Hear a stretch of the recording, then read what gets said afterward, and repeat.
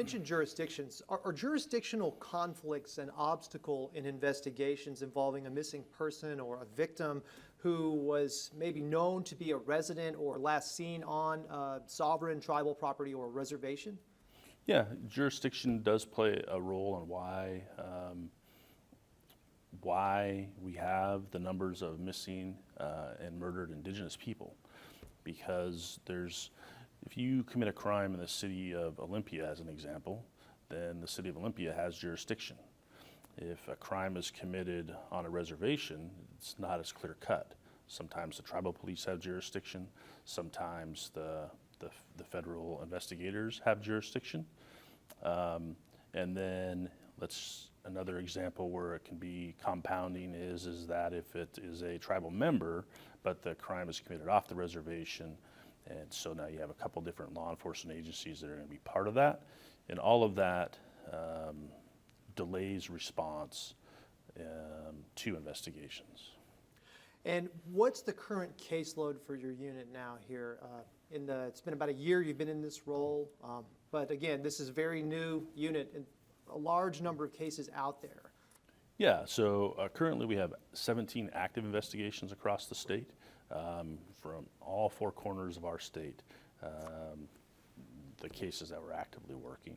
So can you walk me through the process? I think you touched on this earlier, but what steps have to happen before your unit winds up working on one of these cases, whether it's a missing persons case or unsolved homicide, or also if there are other types of cases that we're talking about, please let me know what examples might be.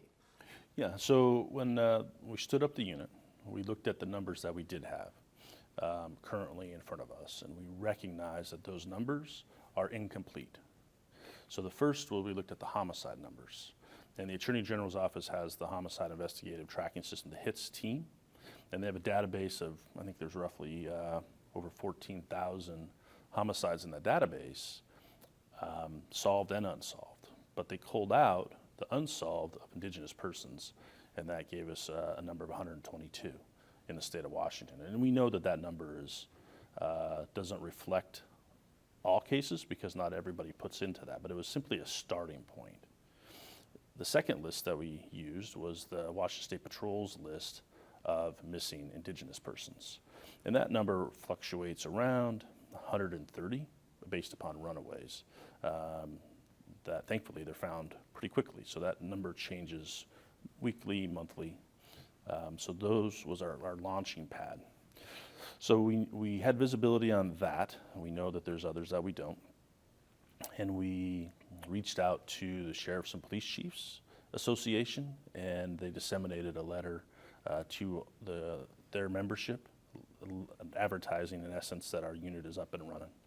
So that was kind of our first touch point to local agencies that we have investigators on board, and we would like to assist your cases involving Indigenous persons. You can watch the rest of the interview by clicking the link below and check out the Impact Archive for more in-depth interviews you won't find anywhere else.